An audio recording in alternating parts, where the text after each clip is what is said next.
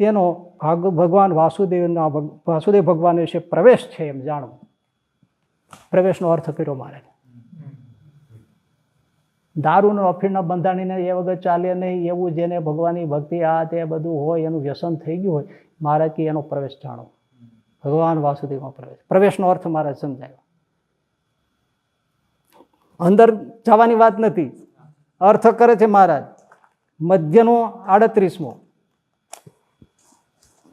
ત્યાં તો તમે જોઈ રહ્યો એવો પ્રવેશનો અર્થ મહારાજ પ્રવેશ બોલ્યા છે એના તો આપણે ત્યારે લબરકી થઈ ગઈ હતી કે આ એમાં કીધું છે કે અંત્યના 33માં કીધું ભગવાનમાં ભક્તોનો પ્રવેશ થાય છે. પણ મારે શું કીધું, અફીણના દારૂડિયાની જેમ આવું જ એને ભગવાનનું વ્યસન હોય, મારી નાખો તોય છૂટે નહીં, એનો પ્રવેશ.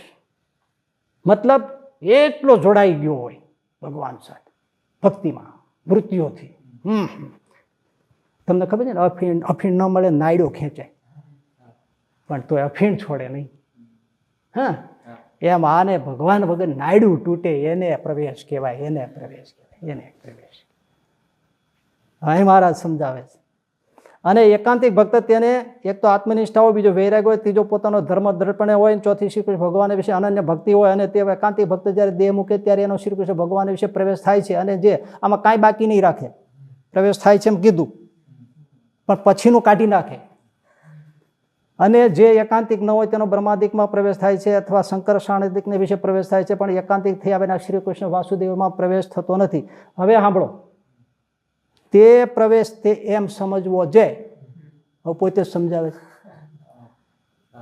પોતે એનો અર્થ કરે છે. આપણે ક્યાં ગીતાના ભાષ્ય ઉપર જોવા જવાની જરૂર છે? જેને નિષ્ઠા ન હોય એ જોવે, છતાંય આપણે તો જોઈએ જ. નિષ્ઠા હોય એની આ જાણવાથી રસ આવે. જેમ ગોપાલ સાહેબ ભાષ્ય કર્યું, પણ એમ કે આ સિદ્ધ કરવા માટે આપણે ભાષ્યો કોઈ બોલે તો જ માનીએ. આ સીધા બાપના વચનો માને પેલા આ છે. હવે કે મહારાજ કે પ્રવેશ એમ જાણવો. જેમ અતિશય લોભી હોય તેનો ધનમાં પ્રવેશ થાય છે, જેમ અતિ કામી હોય તેનો મનગમતી સ્ત્રીમાં પ્રવેશ થાય છે, જેમ ઘણી દોલત વાળો હોય ને તે વાંજ્યો હોય ને તેને દીકરો આવે તો તેનો દીકરામાં પ્રવેશ થાય છે, એવી રીતે જેનો જીવ જે સંગાથે બંધાયો હોય તેને વિશે તેનો પ્રવેશ જાણવો. પણ જેમ જળમાં જળ મળી જાય છે અને અગ્નિમાં અગ્નિ મળી જાય છે તેમ પ્રવેશ નથી થતો.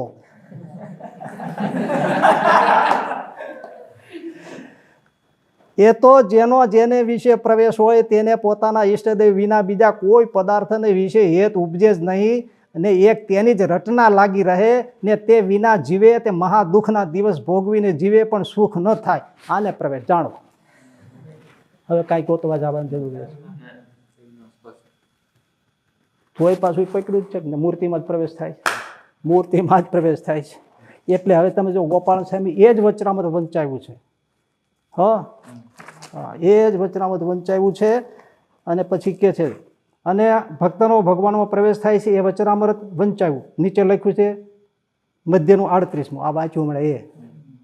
ત્યારે તે સાંભળીને સોમલેખાચાર્ય પૂછ્યું છે, દેહ મૂકીને પ્રવેશ થતો હશે કે દેહ છતાં પ્રવેશ થતો હશે? ત્યારે સ્વામી કહે છે, દેહ છતાં પણ પ્રવેશ થાય છે. કેમ છે? જેનો જેને વિશે અતિશય સ્નેહ હોય તેનો તેને વિશે પ્રવેશ જાણવો. તે જ્યારે આ વ્યાખ્યા બહુ સરસ કરી, પછી આમ સમજાવટ બહુ સરસ કરી સ્વામી. તે જ્યારે શ્રીજી મહારાજે સંતને જુનાગઢ મોકલવા માંડ્યા ત્યારે પ્રવેશ અપ્રવેશની ખબર પડી. એવી રીતે પાષાણને દ્રષ્ટાંતે કરીને બહુ વાર્તા કરી. પ્રથમ પ્રકરણની 307ની વાત છે. પ્રવેશ આપણે હેત માનીએ, શ્રીજી મહારાજ હેત છે, ગોપાલ સાહેબ ત્યારે ખબર પડી જુનાગઢ મોકલવાના થયા મંદિરે, તો બહુ હેતવાળા જણાતા હતા, પણ કોઈ માન્યા નહીં, ઊભા થયા નહીં, ગયા નહીં. હા, તો પ્રવેશ સ્વામી શું કહે છે? હેત એટલે હેત, સમર્પણ એટલે સમર્પણ, એનું વચન એ વચન. સાહેબ સ્વરૂપ નિષ્ઠાની વાત કરો, હેતની વાત કરો, બાપનું વચન એટલું ન લોપે એને જ હેત કહેવાય, એને ઉપાસના કહેવાય, એને સર્વોપરી નિષ્ઠા કહેવાય. સ્વામી એ શીખવાડે છે પ્રભુ. હવે ગોપાળાનું સ્વામીનું માનવું નથી. સ્વામી બાપાશ્રીને આ પ્રભુ બાપાશ્રીને માનનારાઓમાં ક્યાંક ક્યાંક હવે શ્રીજી મહારાજ, પછી તરત અબદી બાપા, પછી નીચે ગોપાળાનંદ સ્વામી આવે. કારણ કે ગોપાળાનંદ સ્વામીના કાંઈ વચનો એમનું જે આ કર્યું છે, ચીડફાડ કરી છે, એમાં કંઈ મેળ ખાતા નથી. કરો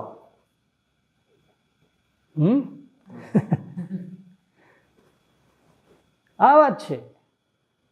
એટલે સમજવાની એ વાત છે. આપણને મોટા સંતોએ બધાએ શીખવાડ્યું છે. નિષ્કુળાનંદ સ્વામીને ધામમાં તેડવા માટે ખુદ રામાનંદ સ્વામી આવ્યા હતો કે ના, મારો બાપ આવે શ્રીજી મારે તો આવું. પૂર્ણાનંદ સ્વામી ગજા ગઢવી, બ્રહ્માનંદ સ્વામી, ગુણાતીતાનંદ સ્વામી ધામમાં કે ના, શ્રીજી મહારાજ આવે ત્યારે જ હું આવું. આને નિષ્ઠા કહેવાય. એમ આપણા માટે ભલે બધાના વચનો જે હોય તે, પણ પહેલા વચનો શ્રીજી મહારાજના છે. એ છે, એ કે છે એમ કરાય. એ જ વસ્તુ સાચી, બાકી ન થાય. અને એ નિષ્ઠા ન રાખો તો ઘણા બધા ભૂલા પડ્યા છે એમ જ માનવાનું. જેને પામવાની વાતો કરે છે ને કરે વાતોને તોડે બ્રહ્માંડ રે, તોય નવ ટળે જમ દંડ રે. બાપનું તો માનતા નથી. અને ધર્મ કોને કીધો નિષ્કુળાનંદ સાહેબે? ધર્મ તે ધર્મ સૂતના વચન. શ્રીજી મહારાજના વચનો એ જ ધર્મ. હે જો સાહેબ વચ્ચે કહી દઉં, ખોટું નહીં લગાડતા. શિક્ષાપત્રીનો 74મો શ્લોક છે, એમાં શ્રીજી મહારાજે ખુદે લખ્યું છે કે મોટા પુરુષ થયા હોય એમણે પણ કોઈ અધર્મ આચરણ કર્યું હોય તો તેનું ગ્રહણ ન કરવું. એને ખોટું કર્યું હોય તો ગ્રહણ ન કરવું. આપણે ખોટું શીખવાડ્યું હોય તો મહારાજ ના પાડે છે. મોટા પુરુષ છે, હું ક્યાં ના પાડું છું? પણ એને ખોટું કર્યું, શ્રીજી મહારાજના વચનથી વિરુદ્ધ કર્યું, તો ત્યાં મહારાજ કહે છે ગ્રહણ ન કરવું. એ વચનને તમે યાદ રાખો તો એક એક જ્ઞાન ગ્રહણ કરવા જેવું છે? કોઈ વચનમાં મળે છે? મહારાજ અમથો ત્યાં 74 શ્લોક શિક્ષાપત્રીમાં લખ્યો છે. એને આચરણ માનીને કાઢી નાખે. પણ ખોટું આચરણ, અધર્મ આચરણ લ્યો, એમાં કાંઈ પણ ખોટું કરે, ખોટું શીખવાડે, ઊભું રીતે મહાપુરુષ છે પણ શ્રીજી મહારાજ કહે છે એ નથી, હું નહીં માનું. એ સાહેબ આપણી નિષ્ઠા એવી હોવી જોઈએ કે હથેળીમાં બ્રહ્માંડો દેખાડે તો સ્વામિનારાયણ કહે છે એમ છે તો પગે લાગીને માનીએ. આ નિષ્ઠા નહીં હોય તો ફગી જવાનું. આવું તો કેટલું નવું આવવાનું હજી તો, યાદ રાખજો. અને હું પેટ બાળીને એટલા માટે કહું છું કે આ જે એમણે સિદ્ધાંત કર્યો છે ઈશ્વરદાસજી સ્વામીએ અને જે બીજા પ્રવર્તાવ્યો છે એમાંથી એટલું બધું નવું નીકળશે કે તમે કલ્પના બહારનું થશે. કારણ કે હવે આખી ધરી ચૂકી ગયા છે. એ પેઢીઓ જોશે. એ તમને નથી દેખાતું, મને સમજાય છે, એટલે હું જીવ બાળી ના કહું છું. આ જ્ઞાનમાંથી આ થશે. એટલે તમે શ્રીજી મહારાજના, ગોપાળાનંદ સ્વામીના એના જે ગ્રંથો, એના જે વચનો, એને અનુસરો, એને પકડો, એને શુદ્ધ રાખો. બીજા ડીંડમાં ભળો નહીં. સંપ્રદાયનું જો હિત કરવા બેઠા હો, તમારું આપણું પોતાનું કલ્યાણ ઈચ્છતા હો, તો આમાં જ છે. અનેક પ્રગટ છે, અનેક જાત જાતની માન્યતાઓનું પ્રવર્તનો થશે,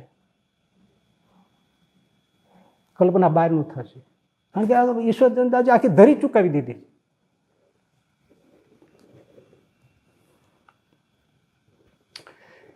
તો માળા ખીલાની તો વાત હું બાકી રાખું છું. પણ આમાં એક વાત કહી દઉં, અત્યારમાં ક્યાંય તમને આવ્યું મૂર્તિમાં પ્રવેશમાં આદિ ક્યાંય લાગ્યું? એને ખબર છે કે આ નથી થતું. એટલે લોયાનું 12મું વચનામૃત છે ને પ્રભુ, એમાં મુક્તો નિશ્ચયના 6 ભેદ બતાવ્યા છે. હે ને? એ તમને ખબર નહીં હોય. સવિકલ્પ, નિર્વિકલ્પમાં 3 ભેદ બતાવ્યા. ઉત્તમ, મધ્યમ, કનિષ્ઠ. ઉત્તમ, મધ્યમ, કનિષ્ઠ 6 પ્રકારના ભેદ બતાવ્યા. એમાં છેલ્લો જે 6થો છે ભેદ છે ને, એ આ છે. જેને રોમ રમે અષ્ટાવરણ યુક્ત એવા જે કોટી કોટી બ્રહ્માંડો જે અક્ષરની આગળ અણુની પેઠે જણાય છે, એવું જે પુરુષોત્તમ ભગવાનનું ધામરૂપ અક્ષર તે રૂપ રહ્યો થકો જે ભગવાનની ઉપાસના કરે, પુરુષોત્તમ ભગવાનની ઉપાસના કરે, એ ઉત્તમ નિર્વિકલ્પ નિશ્ચય વાળો કહીએ. બરાબર છે ને? આ બાપાશ્રી પર છે. આમાં તેને થોડું ફેરવી નાખ્યું છે. અક્ષર રૂપ થકો નહીં, અક્ષર તેને વિશે રહ્યો થકો ઉપાસના કરી, એવા શબ્દો કરી નાખ્યા. પણ મારે જોવાનું, તમને ધ્યાન દોરવાની એ વાત છે જિજ્ઞાસુઓને, ભક્તોને, મુમુક્ષુને, કે ટિપ્પણીમાં એ લખે છે ઈશ્વરચંદ્રજી સ્વામી કે આ ઉત્તમ નિર્વિકલ્પ વાળો નિશ્ચય વાળો કયો, અક્ષરના સાધન અક્ષરરૂપ થઈને જે કહ્યું હા એને મહારાજ શું કહ્યું? ઉત્તમ નિર્વિકલ્પ નિશ્ચયવાળો. પછી કંઈ બાકી રહ્યું? અક્ષરના સાધર્મ પાણીને ટૂંકમાં પામીને પુરુષોત્તમની ઉપાસના કરી ઉત્તમ નિર્વિકલ્પવાળો નિશ્ચય કહ્યો ને. ટિપ્પણીમાં શું લખ્યું? એ પરમ એકાંતિક જેવાની વાત છે. પણ સાંભળો, આ ઉત્તમ નિર્વિકલ્પ નિશ્ચયવાળા તે સિદ્ધ દશાવાળા પરમ એકાંતિક મુક્ત જાણવા ક્યાં આ કયા? અને જે શ્રીજી મહારાજની મૂર્તિમાં સળંગ રહ્યા થકા મૂર્તિના રોમ રોમના નવીન નવીન સુખ ભોગતા એવા જે અનાદિમુક્ત તેમને નિર્વિકલ્પમાં અતિ ઉત્તમ નિશ્ચયવાળા જાણવા. આ એને હાથનો ભેદ કાઢ્યો. શા માટે લાવવો પડ્યો?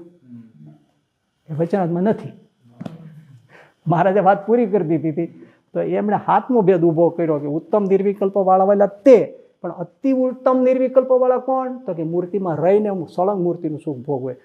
વચનાત્મા બારી જ વાત થઈ ને.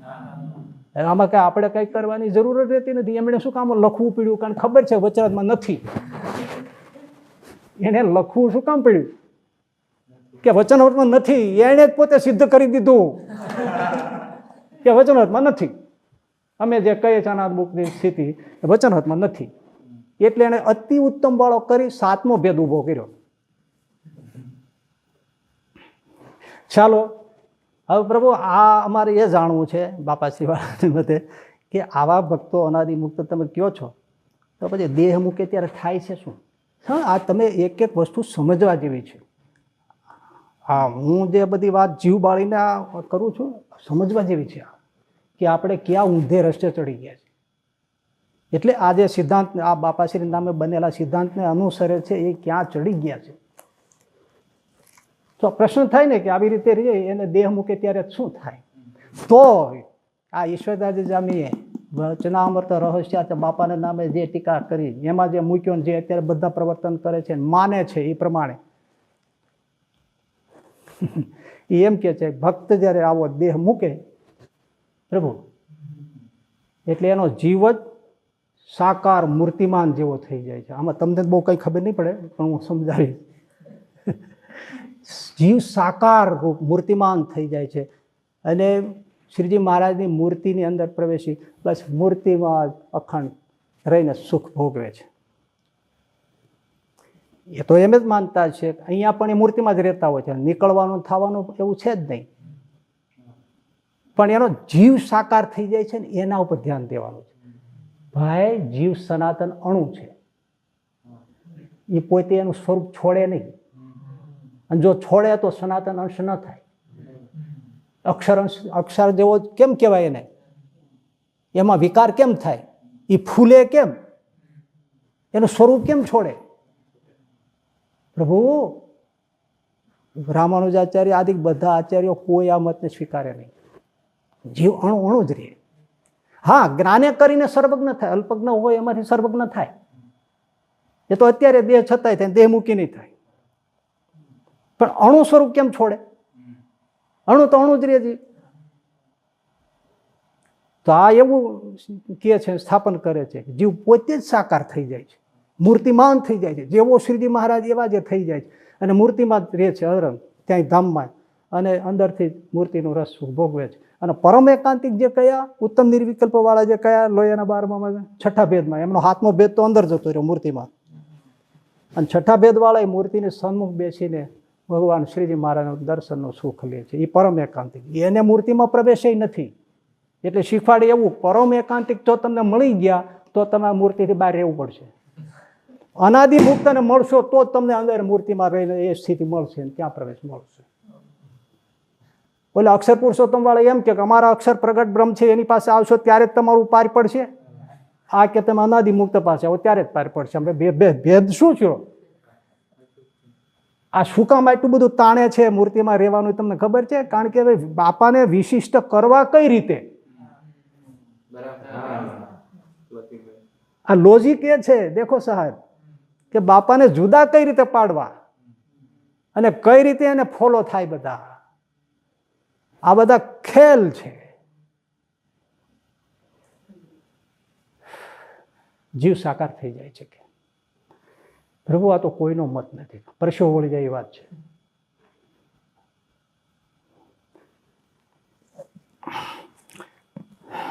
શ્વાસ ચડી જાય એ વાત છે. આજે જાણતા હોય ને એ આંખી જાય કે શું વાત કરે છે. અને શ્રીજી મહારાજ જો હું વચનામૃતના જ તમને પ્રમાણ આપું છું. પછી પહેલું વચનામૃત છે ગરડા પ્રથમ પ્રકરણનું પહેલું વચનામૃત. મુક્તાનંદ સ્વામીએ પ્રશ્ન પૂછ્યો, ભગવાનનો ભક્ત જ્યારે પંચભૂતના દેહને મૂકીને ભગવાનના ધામમાં જાય છે ત્યાં તે કેવા દેહને પામે છે? બધા પ્રશ્નોના જવાબ આમાં છે. આનું માનવું જ નથી અને ટાઈડ કરી લાંબુ કરીને પોતાને ગોઠવી દેવું. એમ તે કઈ હાલતું છે મારા પ્રભુ? કેવા દેહને પામે છે? જો પેલી વાત તો દેહને પામે છે મતલબ કે કઈક જુદો મળે છે. પોતે જીવ થતો નથી. નહીં તો મુક્તાનંદ સાહેબ પૂછે શું કામ? કઈક મળે છે, અલગથી આવે છે. એટલે દેહ અને આત્મા જુદા થયા મુક્તાવસ્થામાં પણ. ત્યારે શ્રીજી મહારાજ બોલ્યા છે, ધર્મકુળને આશ્રિત એવો જે ભગવાનનો ભક્ત છે તે ભગવાનની ઈચ્છા એ કરીને બ્રહ્મમય દેહને પામે છે. અલગથી દેહને પામે છે. બ્રહ્મમય એટલે દિવ્ય શરીર પામે છે. અને જ્યારે એ દેહને મૂકીને ભગવાનના ધામ પ્રત્યે જાય છે ત્યારે કોઈક તો ગરુડ ઉપર બેસીને જાય છે અને કોઈક તો રથ ઉપર બેસીને જાય છે. એક એક લીટીનો સ્વાદ માણો પ્રભુ. અને કોઈક તો વિમાન ઉપર બેસીને જાય છે. એવી રીતે ભગવાનના ભક્ત ભગવાનના ધામમાં જાય છે. તેને યોગ સમાધિ વાળા છે તે પ્રત્યક્ષ દેખે છે. શું વાત કરી રહ્યા છો? પ્રત્યક્ષ મહારાજ તે દેખે છે. તમે જોયું? આપણે એવા હજારો પ્રસંગ છે. મહારાજ તેડવા આવ્યા હોય, સંતો દેખાયો, શ્રીજી મહારાજ બેઠા, રથમાં બેઠા હોય, પેલા દેહ છૂટે, દિવ્ય મૂર્તિ થાય, ભગવાન પોતાનું શરીર આપે, રથમાં બેસાડે, લઈ જાય, વિમાન જતું જોવે. કેટલા પ્રસંગો સાહેબ એમના ગ્રંથોમાં જોઈ લો, તમને એક પણ આવો પ્રસંગ નહીં લખે. આ એક્સ્ટ્રા ઓર્ડિનરી બાબત છે ભગવાન સ્વામિનારાયણ માટે કે એના ભક્તોને તેડવા રથ વિમાન લઈને આવે છે. એમના કોઈ ગ્રંથોમાં આખું કાઢી નાખ્યું. તમને વાંચવા નહીં મળે છે પ્રસંગ. માનતા જ નથી કે એમાં પામવાનું જ ક્યાં છે. જીવ પોતે સાકાર થઈને મૂર્તિમાં જતો રહે છે. અને આ રથ વિમાન ટિપ્પણીમાં લખે છે, રથ વિમાન દેખાય છે જોવે છે એ તો બધું ભક્તોના સમાસ માટે મારા દેખાડે છે. બાકી એને પામમાં બાકી કઈ રહેતું જ નથી. આ તો દેખાડે છે જેથી બીજાને સમાસ થાય. બાકી આને શું પામવાનું બાકી છે? તો શ્રીજી મહારાજને પણ એમના અનંત પાર્શ્વ લેવા આવ્યા એવું વર્ણન મળે છે. એનું શું?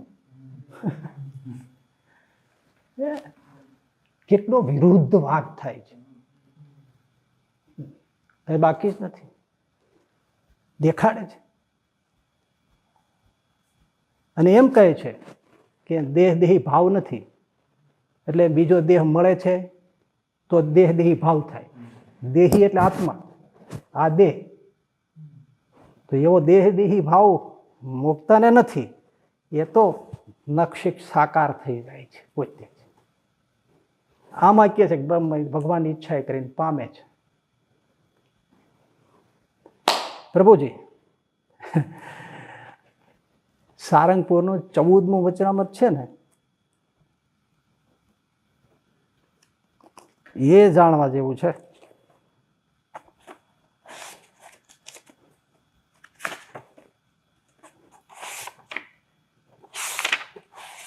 અદ્ભુત છે પ્રભુ. જો હું તમને વાંચી બતાવું. આહા, યાદ રાખવા જેવું કેટલું બોધ છે અંદર.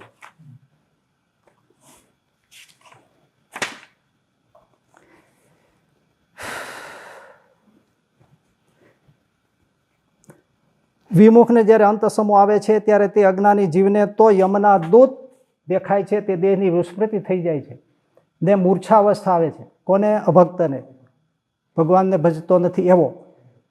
પછી તે યમના દૂત દેહને મુકાવીને જીવને જુદો કરે છે.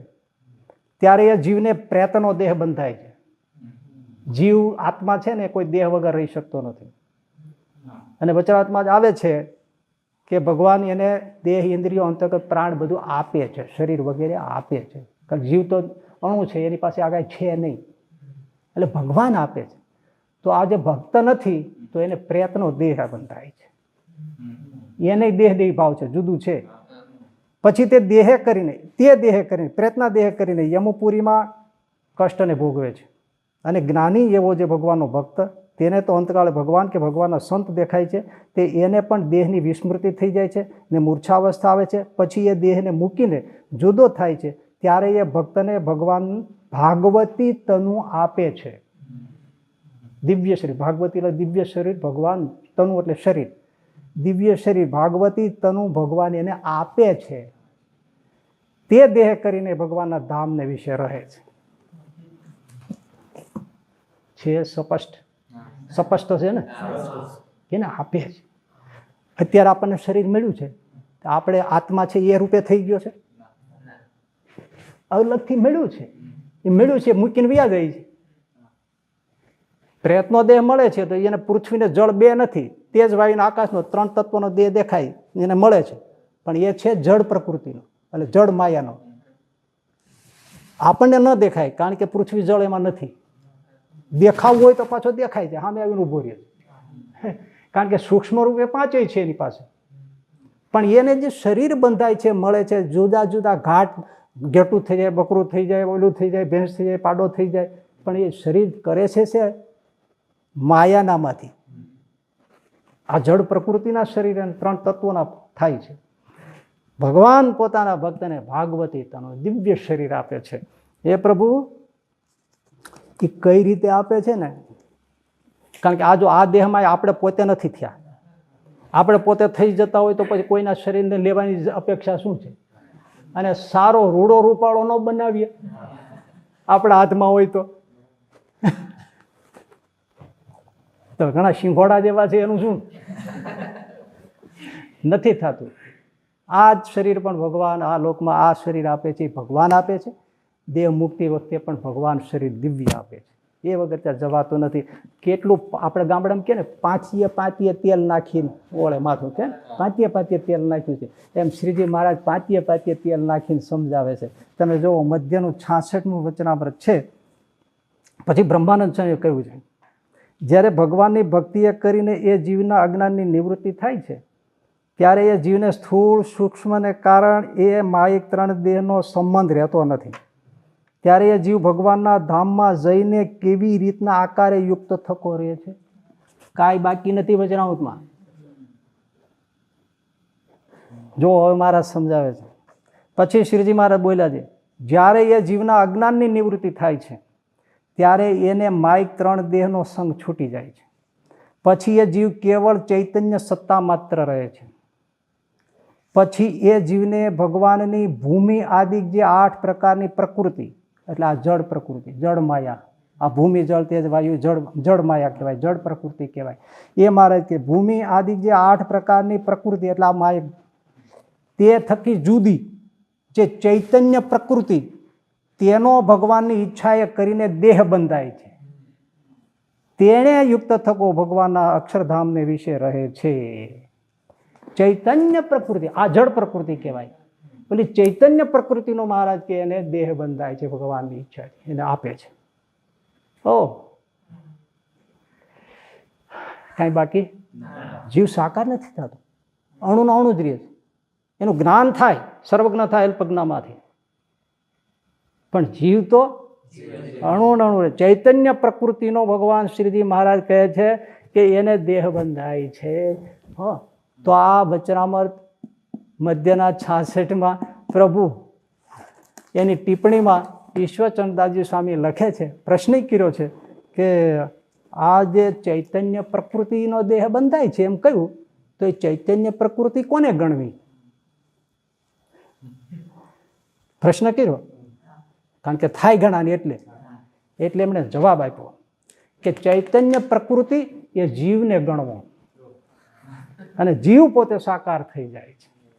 મહારાજ 8 પ્રકારની પ્રકૃતિ ગણાવે છે, એનાથી જુદી. અને શ્લોક પણ છે, ભૂમિ આપો નર ખલ, એનાથી ગીતામાં લખ્યું છે. પણ મારી પાસે અત્યારે યાદ આવ્યું મને, એ શ્લોક એમાં કહ્યું છે ભગવાન શ્રી કૃષ્ણે કે 8 પ્રકારની જડ પ્રકૃતિ છે અર્જુન, આનાથી પરા મારી ચૈતન્ય પ્રકૃતિ છે.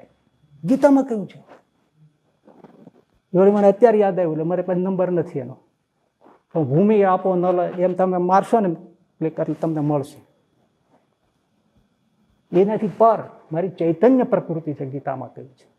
આ એ ચૈતન્ય પ્રકૃતિનો મહારાજ કે છે એને દેહ બંધાય છે. એ મારા પ્રભુ, એ જ ચૈતન્ય પ્રકૃતિથી અક્ષરધામની અંદર બધા ભોગ વિલાસ ગોઠવાય છે, દિવ્ય પદાર્થો ભોગવાય છે. કોક તો બાપાશ્રી માનનારા એવો વાતો કરતા હોય છે, મારા સિંહાસન ઉપર બેઠા છે એને સિંહાસનના આધારે કયો એ ન કહેવાય. તો કે રે ક્યાં અધરપધ, તમે બિચારા ખુરશી ઉપર બેહવા નથી દેતા, આખા ધામમાં રહેવા નથી દેતા, તો અધરપધર ક્યાં રાખવા છે તમારે? દિવ્ય પદાર્થો જે બને છે ચૈતન્ય પ્રકૃતિના બને છે.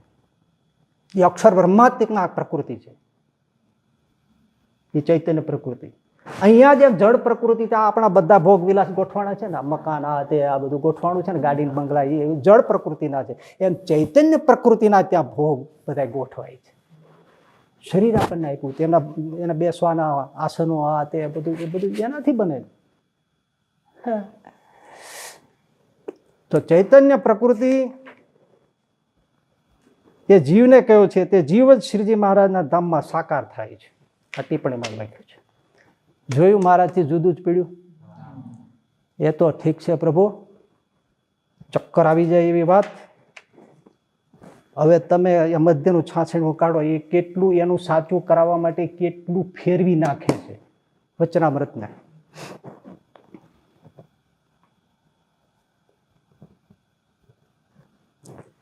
મધ્યનું 66 એમાં છેલ્લેથી પાછો બીજો પ્રશ્ન. આ દેહને વિશે જીવ છે તે સાકાર છે કે નિરાકાર? મેળવ્યો? મળી ગયો ભાઈ પ્રભુ? છેલ્લેથી બીજો પ્રશ્ન બ્રહ્માનંદ સ્વામીએ પૂછ્યું છે, આ જીવ દેહને વિશે જીવ છે તે સાકાર છે કે નિરાકાર?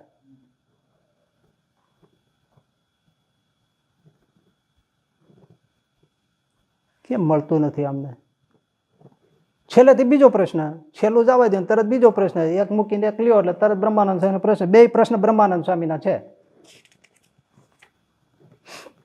મધ્યનું 66, છેલ્લેથી બીજો પ્રશ્ન.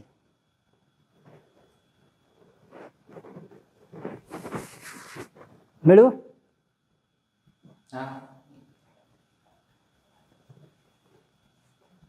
પ્રભુ સાવ છેલ્લે જતા રહ્યા, છેલ્લેથી બીજો પ્રશ્ન જ છે. પછી શ્રીજી મહારાજ બ્રહ્માનંદ સ્વામીને પૂછતા હોય, બ્રહ્માનંદ સ્વામી સાહેબ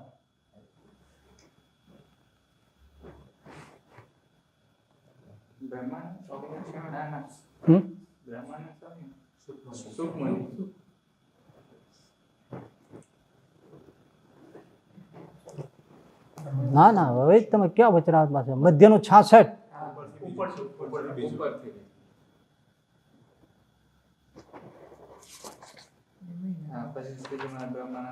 હા, તો પછી ક્યાં છે? સુખમનન ક્યાં આવ્યું તમારે? નીચે જ પછી તો હા હા હા ઠીક, હજી ઠીક, મારે ભૂલ પડી ગઈ, ઘણા પ્રશ્નો છે. ઓહો હા હા, મારી ભૂલ થઈ ગઈ, પ્લીઝ. હા, ઉપરથી પેલો બીજો છે, પછી હા આવી ગયો, ઉપરથી લ્યો બીજો પ્રશ્ન. હવે મળી ગયો? મારી પ્લીઝ, મારી ભૂલ થઈ ગઈ, મને એમ ક્યાંય મને દેખાણું નહીં. હવે મળ્યો ને? પછી શ્રીજી મહારાજ બ્રહ્માનંદ સ્વામી પૂછતા આવે. હવે જો એમાં આ વાક્ય આવે છે, તે જો જીવ સાકાર હોય તો તેને અર્થે બુદ્ધિ ઇન્દ્રિય મન પ્રાણ સર્જાનું શું કામ છે? મળી ગયો? હવે જો, હવે હું વાંચું એ તમે ટેલી કરો, એને મિલાવજો, કેટલું કાઢી નાખે છે અને કેટલું નાખે છે. વિદ્વાનો પણ ખાસ ધ્યાન આપે કે ઈશ્વરચંદ્રદાસજી સ્વામી આ પ્રત બનાવવામાં શું કર્યું છે. બાપાશ્રીને માનનારા માફ કરે, પણ આ કોઈ અસલ પ્રત નથી. આ એમણે તૈયાર કરી, એ પ્રતમાં કેટલું એમણે શ્રીજી મહારાજ અને આ જે ગોપાલ છે, નિત્યાનંદ સુકાન છે, એના જે લખેલા એમના વચનો, એના ઉપર કેટલો એને ઘા કર્યો છે. તમે વાંચો, રોજ હું વાંચું છું. જો જીવ સાકાર જ હોય તો તેને અર્થે બુદ્ધિ ઇન્દ્રિય મન પ્રાણ સર્જાનું શું કામ છે? માટે એવી રીતના શાસ્ત્રના વચનને જોતા એમાં નિર્ધાર થાય છે જે જીવ તો સત્તા માત્ર છે. ગયું? જોજો. અને ચૈતન્ય વસ્તુ છે, તે જેમ ચમકપાણ હોય તે લોઢાને તાણીને લોઢા સાથે ચોંટી રહે છે. જો ગયું? તેમ એ ચૈતન્ય દ્રવ્ય છે, તેનો પણ ચોંટવાનો સ્વભાવ છે. તેને માયિક એવા જે સ્થૂળ સૂક્ષ્મને કારણે તર શરીર તેનો સંબંધ વર્તે છે, અને એ જીવ અજ્ઞાને કરીને તે શરીરને વિશે પોતાપણું માને છે, પણ વસ્તુ ગતે તો જીવ નિરાકાર જ છે.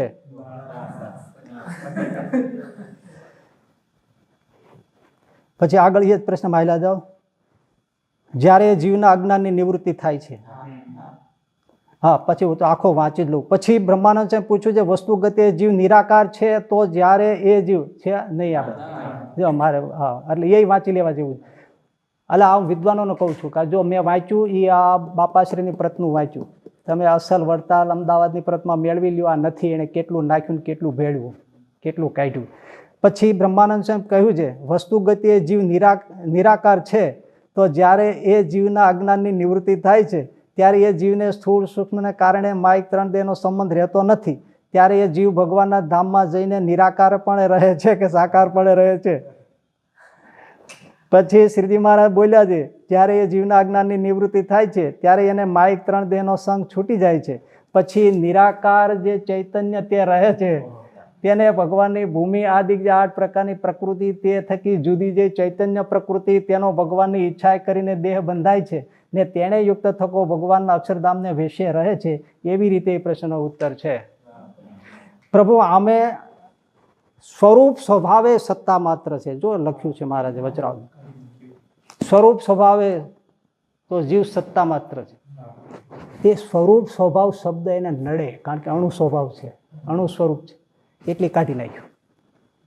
ચૈતન્ય દ્રવ્ય ઉમેર્યું, બીજું કેટલું કાઢી નાખ્યું, અને પોતાને જે માન્યતા છે એ ફિટ કરવા માટે આ બધું ફેરવી નાખ્યું.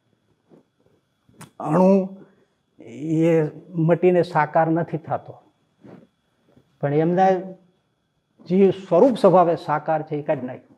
બીજું કેટલું કાઢી નાખ્યું. જો ને તમે જો ને આવ મન ગણંત કેટલી વાતો.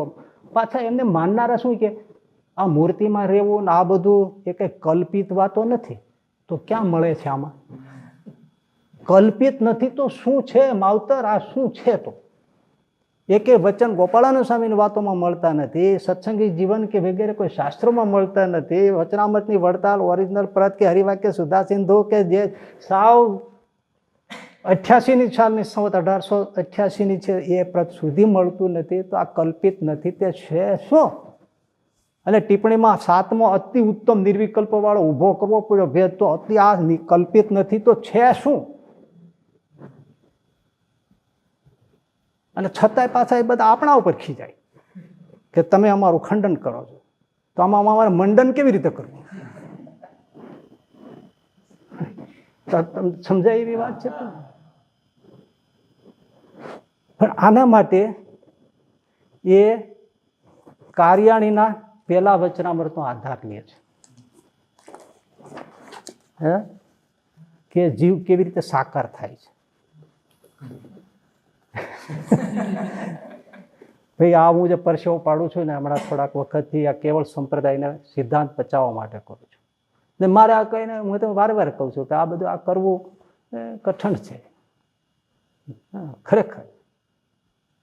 પણ કોઈક સમજો, કારણ કે આ બધી વસ્તુ બધાને હાથમાં નથી આવતી. વાંચે તોય નથી હાથમાં આવતી. પ્રભુ આ એને કેમ તોડ પાડ્યો છે, કેમ ચોંટાડ્યું છે, કેમ કાપ્યું છે, એ ભલભલાને ખબર નથી પડતી. વિદ્વાનો હોય ને તો વાંચી નીકળી જાય છે કે આમ કર્યું આમ કર્યું, શું ફેર પડે? અરે શું ફેર પડે? તળિયા ભરનો ફેર પડે. આ જે હમણાં ફેરફાર કર્યા ને એ બહુ એડ્યો નથી, કારણ કે તમે શાસ્ત્રાર્થને સમજવા તમે તૈયાર નથી. એટલે એમાં શું, મેં ખાલી સ્વરૂપ સ્વભાવની સત્તા માત્રની વાત તમને કરી દીધી. એને બહુ જુદી રીતે એને શબ્દ પ્રયોગો કર્યા છે. એને ખબર જ છે કે અમારું ખોટું છે. ખોટું છે એ ખબર છે એટલે ફેરફાર કરે, નહીં તો હાયલું ન જાય સીધે જુદું. હોયના દોરા હોયની વાત દોરો હાયલો જાય, હાયલું ન જાય.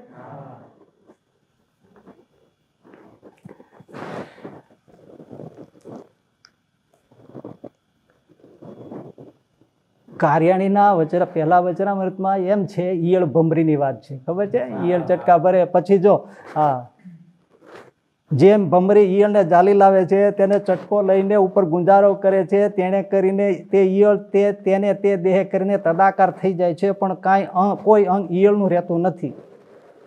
ભમરી જેવી ભમરી થઈ જાય છે. તેમ ભગવાનનો ભક્ત પણ એને એ દેહ કરીને ભગવાનને આકારે થઈ જાય છે. આ વાત એ લાવે છે.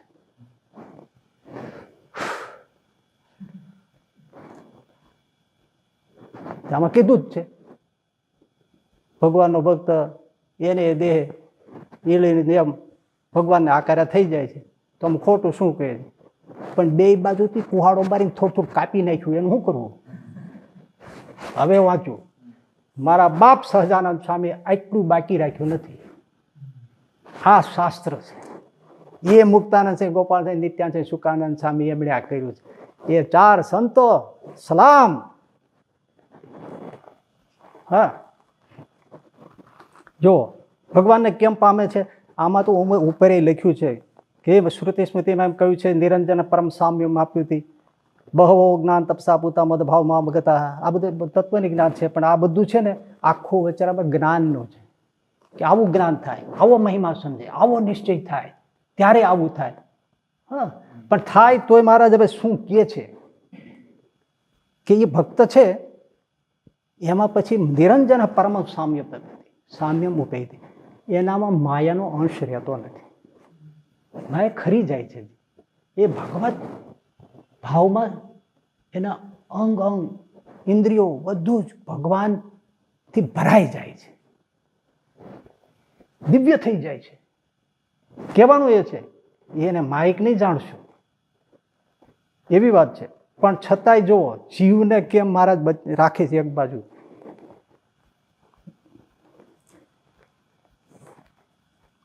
પ્રલય કાળમાં જેમ બધું આકાશરૂપ થઈ જાય છે, વાયુ પણ આકાશરૂપ થઈ જાય છે, એમ જે ભગવાનના ભક્ત હોય તેના જે, હવે જોજો અજ્ઞાને કરીને શું થાય છે અને ઈયળ ભમરીનું કેમ થાય છે મારે સમજાવે છે. એમ જે ભગવાનના ભક્ત હોય તેના જે દેહ, ઇન્દ્રિયો, અંતઃકરણ અને પ્રાણ તે સર્વે ભગવાનને જ્ઞાને કરીને ભગવાનને આકારે થઈ જાય છે ને દિવ્ય થઈ જાય છે. કાજે ભગવાન પોતે દિવ્ય મૂર્તિ છે, તેના ઇન્દ્રિયો, અંતઃકરણ, દેહ તેને આકારે ભક્તના દેહ, ઇન્દ્રિયો, અંતઃકરણ થાય છે, માટે દિવ્ય થઈ જાય છે. તમને નહીં સમજાય? હવે હું ગણાવું તમને શું શું દિવ્ય થાય છે. મહારાજ કહે દેહ, 5 ભૂતનો દેહ, ઇન્દ્રિયો 10 ઇન્દ્રિયો, 5 કર્મેન્દ્રિયો, 5 જ્ઞાનેન્દ્રિયો, કેટલા થયા? 15 થયા ને તત્વો. પંચભૂતના દેહના 5 ભૂત, પૃથ્વી, જળ, તેજ, વાયુ, આકાશ, 5, 10 ઇન્દ્રિયો, કેટલા થયા? 15, 4 અંતઃકરણ 19, 5 પ્રાણ 24 તત્વ થયા. 24 ની ઉપર 25મો આત્મા છે. એ આત્મા નથી થતો. આ 24 તત્વો દિવ્ય થઈ જાય છે, ભગવાનને આકારે થઈ જાય છે. સારંગપુરના 14મા વચનામૃતમાં કહ્યું છે કે આ 24 તત્વો ગણાવ્યા છે. 10 ઇન્દ્રિયો, 4 અંતઃકરણ, 5 ભૂત ને 5 પ્રાણ, એક ને ગણાવ્યા છે. દેહ, ઇન્દ્રિયો, અંતઃકરણ અને પ્રાણ તે સર્વે ભગવાનને જ્ઞાને કરીને ભગવાનને આકારે થઈ જાય છે. પણ જીવ સાકાર થઈ જાય છે એમ કહ્યું નથી. હવે સમજાણું? જીવ તો અણુનો અણુ જ રહે છે. હવે આ સ્પષ્ટ રીતે ગણાવ્યા છે 24 તત્વ, કે 24 તત્વો આ ભગવાનના ભક્તના શરીરમાં હોય પણ એ ભગવાન જેવા દિવ્ય થઈ જાય છે. એમાં માયાનો રસ રહેતો નથી. જીવ તો દિવ્ય છે જ, પણ એ આકારે થઈ જાય છે કે આ 24 તત્વો. જીવ ભગવાનની જેમ સાકાર થઈ જાય છે. પ્રભુ ગણ્યા નથી. શંકા રહે છે કાંઈ? અહીંયા એક જે એમને પલટી મારી, આમાં શું લખ્યું? એની જેમ તેમ ભગવાનનો ભક્ત પણ એને એ દેહ કરીને ભગવાનને આકારે થઈ જાય છે. એને એ દેહ એટલે આ દેહમાં મૂક્યા પછીની વાત નથી. આ શું કે છે? મૂકી અને એને એ દેહ થઈ જાય છે. એને એ દેહ એટલે શું? એટલે આમણે શું ટિપ્પણીમાં અર્થ કર્યો કે આને એ દેહ કીધું એટલે શું? એને બીજો જન્મ લેવો નથી પડતો. એ અર્થ બદલ્યો. ઈયળ કઈ બીજો દેહ બદલતી નથી, પછી ભમરી નથી થતી, એને એ દેહ થાય છે ને. એમ મહારાજજી એને એ દેહ જે દિવ્ય થઈ, ભગવાન દિવ્ય છે એટલે દિવ્ય થઈ જાય છે, એમ એને એ દેહ દિવ્ય થઈ જાય. પણ જીવ સાકાર નથી થતો પ્રભુ. માટે જાણવાનું આ જ છે. પણ એમણે આ કર્યું.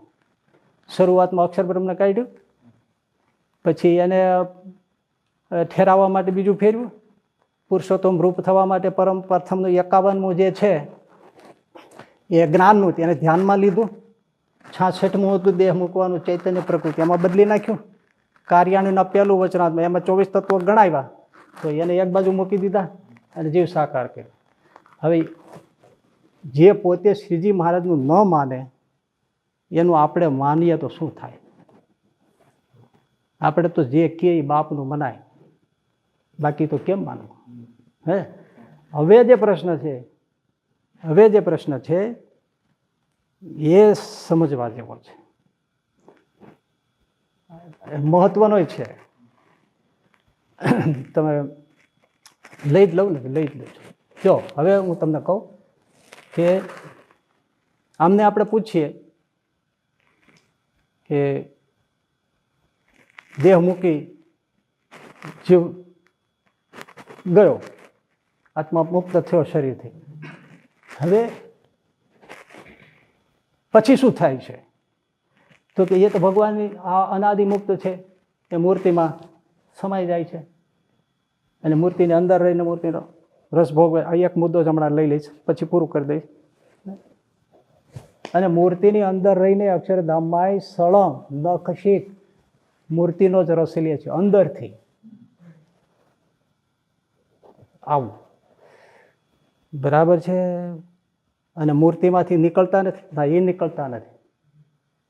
અક્ષરધામમાં ભગવાનની મૂર્તિમાં અનાદિ મુક્ત ભક્તો દેહ મૂકે, મૂર્તિની અંદર પ્રવેશે, અંદર મૂર્તિથી અંગે અંગથી નક્ષિકા સુધી એમનો ભુક્તિનો રસ માણે, સુખ ભોગવે અને મૂર્તિમાંથી ક્યારેય બહાર નીકળતા નથી. અને બહાર રહે છે એ પરમ એકાંતિક. એકાંતિકને તો ક્યાંય આમ અંગૂઠામ ગણતાય નથી. અહીંયા પરમ એકાંતિકને ગણાય છે. એ બહાર બેઠા હોય, દર્શન કરે, એ મૂર્તિમાં પ્રવેશી ન શકે. અનાદિ મુક્ત જ મૂર્તિની અંદર રહીને મૂર્તિનો રસ લે છે અને અખંડ સળંગ અને અખંડ રહે છે.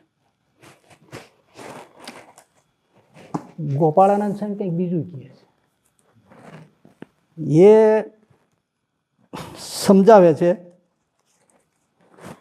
આમાં ફિટ થવું જોઈએ ને ભાઈ. અને અક્ષરના મુક્તના સુખનું તારતમ્યપણું કહે છે, એટલે ભેદ. તે 4 પ્રકારના મુક્ત છે. સ્વામી જો સ્વામી એમ કહેતા હોય કે મૂર્તિમાં મુક્ત અંદર પ્રવેશી જતો હોય તો આપણે કહીએ કે સારું હશે, થતું હશે. એ કહેતા નથી. ધ્યાનથી સાંભળજો. 4 પ્રકારના મુક્ત છે. તેમાં એક તો ભગવાનના દર્શન કરે છે. આ છે ને ગોપાળાનંદ સ્વામીની વાત બીજા પ્રકરણની 46મી છે.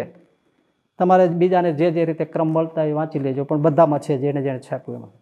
અને અક્ષરના મુક્તના સુખનું તારતમ્ય પણ કહીએ છીએ. તે 4 પ્રકારના મુક્ત છે. તેમાં બહુ મજાની વાત, તેમાં એક તો ભગવાનના દર્શન કરે છે. આ 4 બાજુ બેઠા છે એમાં સમજી લો. એક તો ભગવાનના દર્શન કરે છે અને બીજા મુક્તના પણ દર્શન કરે છે. મુક્તની સભા છે ને, ભગવાનના દર્શન કરે, મુક્તના દર્શન કરે. અને બીજા જે મુક્ત, એક પ્રકાર પૂરો થઈ ગયો.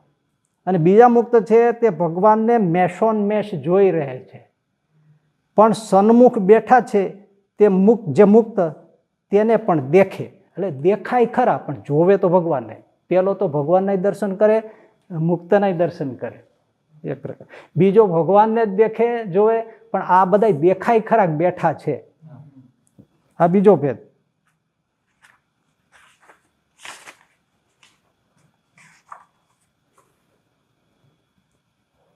તેમાં પ્રથમ કયા તેથી બીજાને અનંત ગણું સુખ આવે છે. જે બેના દર્શન કરતો હતો એના કરતાં જે ભગવાનને જ દેખે છે, પણ આ સભા દેખાય ખરી, આમ બેઠેલા છે એવું ભાન થાય, એને પહેલા કરતા બીજા મુક્તને અનંત ગણું સુખ આવે. ત્રીજા જે મુક્ત છે તે તો કેવળ ભગવાનને જ દેખે છે, પણ બીજા કોઈને ન દેખે, એ નજરમાં જ ન આવે. પ્રભુ ભગવાનને જ દેખે પણ બીજા કોઈને ન દેખે, પણ પોતાના દેહની સ્મૃતિ રહે છે. પોતાની સ્મૃતિ રહે, હું છું, આ ભગવાન ભગવાન છે. આને યોગશાસ્ત્રમાં સંપ્રજ્ઞાત સમાધિ કહે છે. એ પોતાનું ભાન રહે, હું છું, ભગવાન ભગવાન છે. પણ એને એટલું ભાન રહે છે કે દેહનું ભાન રહે છે, પણ દેખે ભગવાનને જ, પણ પોતાપણાનું ભાન રહે, બાકી એને સભાઈ દેખાય નહીં. તેને ભગવાનનું સુખ બીજા મુક્ત કરતા કોટી ગણું આવે છે. અને ચોથો, જે અતિ ઉત્કૃષ્ટ નિશ્ચય વાળો મુક્ત છે. જો હવે આને અતિ તો નહીં કરી શકાય. ચોથા જે અતિ ઉત્કૃષ્ટ સ્થિતિવાળા મુક્ત છે, તેને તો કેવળ ભગવાનની મૂર્તિ વિના કોઈ મુક્ત નહીં, તથા પોતાના દેહની પણ ખબર ન રહે. એક ભગવાન જ પોતાનું કર્તૃ અહંવૃત્તિ છે એ નષ્ટ થઈ જાય, હું છું એ ભૂલી જાય. આને યોગશાસ્ત્રમાં અસંપ્રજ્ઞાત સમાધિ કહે છે. એ સ્થિતિ પામી ને તેને ભગવાનનું સુખ કેવું આવે? તો જેમ ભગવાનને પોતાની મૂર્તિનું સુખ પોતાને આવે તેવું ભગવાનનું સુખ એને આવે છે. માટે તેના સુખનું વર્ણન કેમ કરાય? જે આટલું આવું સુખ એને છે તે તો શેષજી પર્યંત કોઈ કહેવાને સમર્થ થાય નહીં. આમાં મૂર્તિની અંદર પ્રવેશની કાંઈ સ્વામીએ વાત કરી પ્રભુ?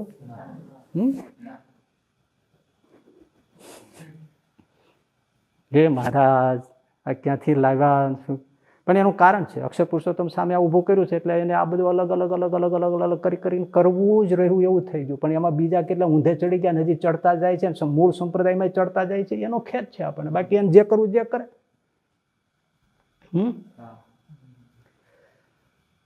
હવે થોડુંક જાણવા જેવું છે, કારણ કે એ પકડ્યું તો મૂકે જ નહીં, મૂકવાનું જ નથી. એટલે મૂળીના એક ધર્મ સ્વરૂપદાસ શાસ્ત્રીજી, ધર્મ સ્વરૂપદાસજી સ્વામી મૂળીમાં રહેતા, એ ઈશ્વરચંદ્રદાસજી સ્વામી સાથે ક્લોઝલી જોડાયેલા હતા. અને કટ્ટરપણે આ જે રહસ્યાર્થ ટીપિકા છે એનું સ્થાપન કરવા માટે એ બહુ કટ્ટરપણે હતા. એટલે એમણે શ્રીજી સંમત વિશિષ્ટાદ્વૈત સિદ્ધાંત સાગર નામનો ગ્રંથ લખ્યો છે સંસ્કૃતમાં, અને એનું ભાષાંતર પણ કર્યું છે. હવે સમજો, હું વારે વારે કહું છું, મારા ઉપર બાપાશ્રીવાળા ખારા થતા જ હોય કે તમે એમ કેમ કહો છો કે અક્ષર પુરુષોત્તમના કોન્ટ્રોવર્સી વિરોધમાં જ આ મત ઊભો કર્યો છે? આ તો સ્વતંત્ર મત છે, રહેવા દો. પહેલેથી એવું દેખાતું આવે છે કે તમારે અક્ષર પુરુષોત્તમ સાથે વિરોધ છે, એટલે તમે આ ઊભું કર્યું છે. એને રોકવા કે ખેડવવા કે જે હોય તે. પુસ્તક લખ્યું, નામ શું રાખ્યું? શ્રીજી સંમત વિશિષ્ટાદ્વૈત સિદ્ધાંત સાગર. મેં તમને પહેલા કીધું, કરશનજી અદાઈએ જે ગ્રંથ અક્ષર પુરુષોત્તમ ઉપાસનાનો લખ્યો એનું નામ ગ્રંથનું હતું સિદ્ધાંત સાગર. એ સિદ્ધાંત સાગર નામ આવી રાખ્યું. સમજાયું? શ્રીજી સંમત વિશિષ્ટાદ્વૈત સિદ્ધાંત સાગર. તમારો સિદ્ધાંત સાગર ગ્રંથ છે ને એનો અમારો ગ્રંથ જવાબ દેશે. છે ને? જો, હું કંઈ કહેતો નથી, તમે નામ એનું શું કામ રાખ્યું? અને તમે એમ કહો છો કે અમારું સ્વતંત્ર સપુત્ર કાંઈ છે જ નહીં. અને પાછું દુઃખ સાથે કેવું પડે, ધર્મ સ્વરૂપદાસ શાસ્ત્રી સ્વામી મૂળીના અને મણિનગર સંસ્થાના સ્વામિનારાયણ ગાદીના સ્થાપક મુક્ત જીવન સ્વામી દાસ સ્વામી, જેને સ્વામી બાપા કહે છે, એ મુક્ત જીવન દાસજી સ્વામી ઈશ્વરચરણ દાસજી સ્વામીના મુખ્ય શિષ્ય હતા. એમાં ઘણું બધું સમજાઈ જવું જોઈએ, પણ છતાં મારે કંઈ કેવું નથી. તો મુક્ત જીવન દાસજી સ્વામી એ પણ આ સિદ્ધાંત સાગર, શ્રીજી સંમત વિશિષ્ટાદ્વૈત સિદ્ધાંત સાગર ગ્રંથ એને લખવામાં સાથે હતા. એ બંને મળીને આ ગ્રંથ લખ્યો. હવે એમાં મૂર્તિમાં અનાદિ મુક્તો રહે છે અંદર, એના માટે એમણે પેલા 2 શ્લોક વિવરણમાં લખ્યા, સપોર્ટ માટે, ટેકા માટે. તમને નહીં મગજમાં હોય કોઈને, આપણા વિદ્વાનોને મગજમાં નહીં હોય. એમણે પહેલો ટેકા માટે શ્લોક લખ્યો કે શિક્ષાપત્રીમાં ભગવાન સ્વામિનારાયણે પહેલો શ્લોક લખ્યો છે, વામે યશ્ચ સ્થિતા રાધા શ્રીશ્ચ યસ્યાસી વક્ષસી વૃંદાવન વિહારમ તમ શ્રી કૃષ્ણ હૃદય ચિંતયે. આમાં અનાદિમુક્ત અને પરમ એકાંતિક મુક્ત બંનેનું સ્થિતિનું આમાં શ્રીજી મહારાજે વર્ણન કર્યું છે. અરે ભાઈ સમજાવો તો ખબર પડશે. તો કે એમાં કહ્યું ને, વામે યશ સ્થિતા રાધા, ડાબે પડખે રાધિકાજી રહ્યા છે, એ પરમ એકાંતિક મુક્તોનું સૂચન કર્યું છે, જે બહાર રહ્યા છે. શ્રીશ્ય યસ્યાસી વક્ષસી, વક્ષ સ્થળને વિશે જે લક્ષ્મીજી રહ્યા છે એ અનાદિ મુક્તોની સ્થિતિ કહી છે. અરે પ્રભુ, આ બે પ્રકારના મુક્તોનું મારે ત્યાં વર્ણન કર્યું જ છે. રામબટન એમ થાય કે રોવું કે હસવું. પાછો બીજો શ્લોક લીધો, એ તો ઠીક છે, એમાં તો કીધું, પણ આમાં તો કોઈને નજર જ ન જાય કે આમાં અનાદિમુક્તોને પરમ એકાંતિકની વાત કરી છે. બીજો શ્લોક લીધો, એ જે છે એ 111મો શ્લોક શિક્ષાપત્રીનો છે. એ તે રાધા દયો ભક્તા તસ્ય શુહ પાર્શ્વત્વા ક્વચિત ક્વચિત તદ અંગે અતિ સ્નેહાત સહ તું જ્ઞેય તદ એકલહ. એ રાધાદિક ભક્તો ક્યારે ભગવાનની પડખે રહે છે, બહાર રહે છે, પાર્શ્વ તો પડખે રહે છે, અને ક્યારેક અતિ સ્નેહ કરીને એમના અંગને વિશે લીન રહે છે. આ બે શ્લોકનો અમે ઉપયોગ કર્યો. આમાં પણ અનાદિમુક્ત અને પરમ એકાંતિક એની વાત કરી છે કે પરમ એકાંતિક બહાર રહે છે, અનાદિમુક્ત એ ભગવાનની મૂર્તિમાં લીન રહે છે. હવે થાય છે શું કે લક્ષ્મીજી વક્ષસી રહે છે, ક્યાં કીધું? અંદર કીધા છે કે બહાર?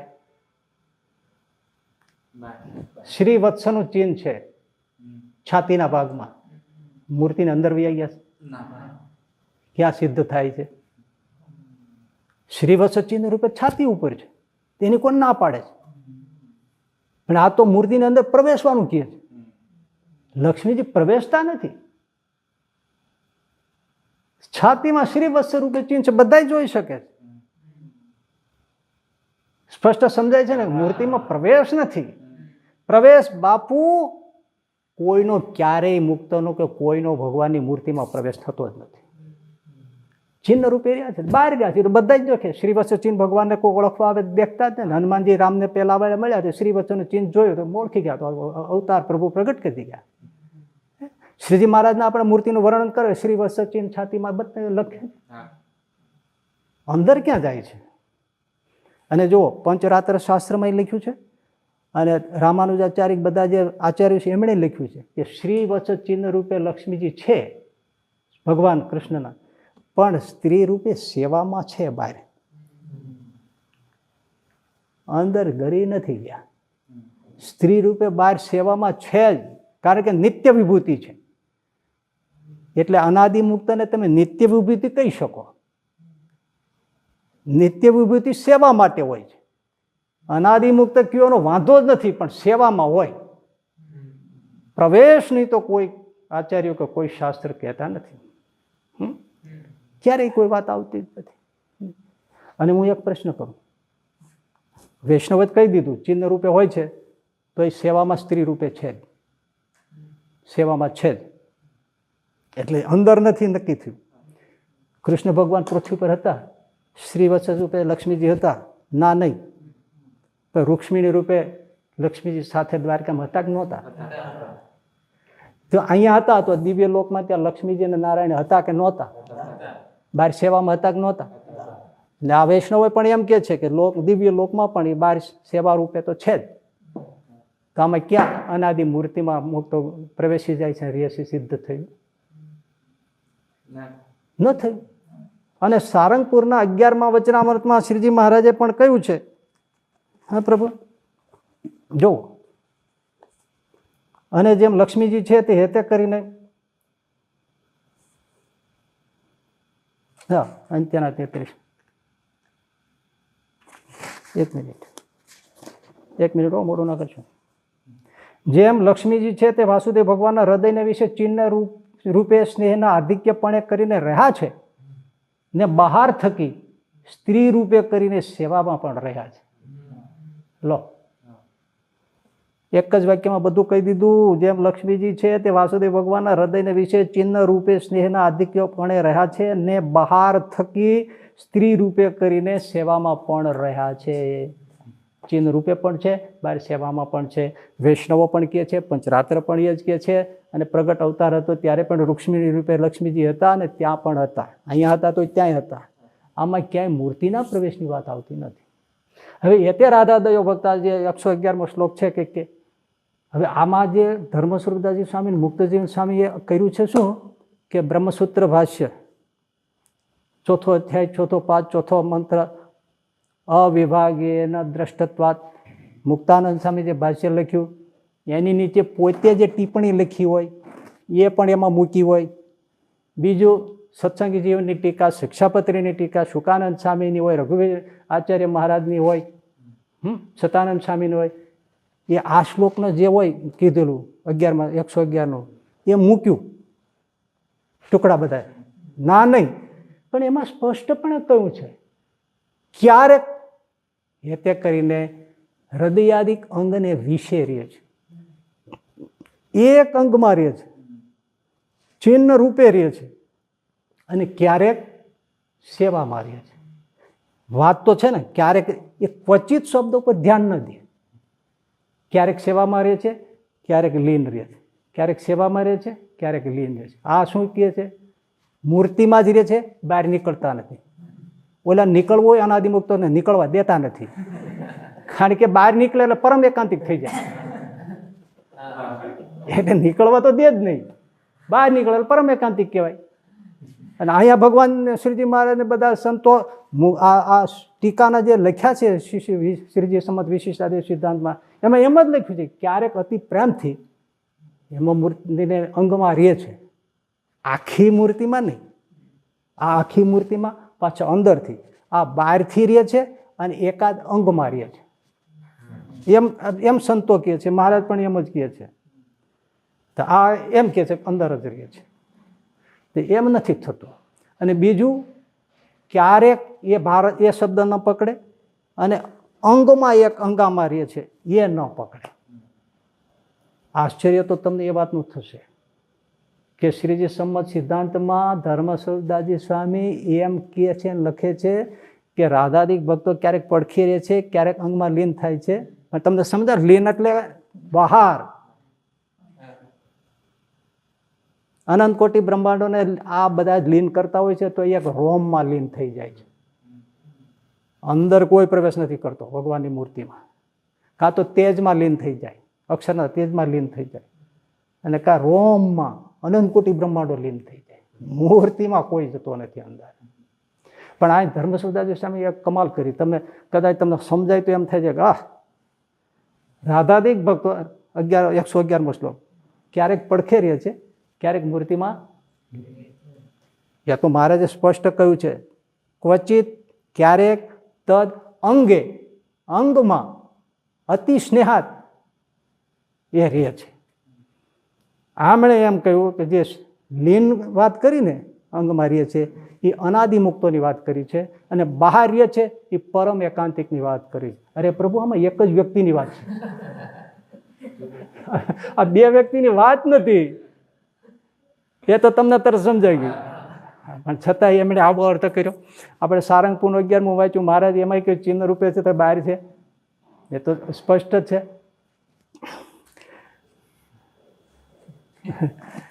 હું તમને એક વાત કહું, અથવા તો પહેલાં કરું પછી કરી દઉં.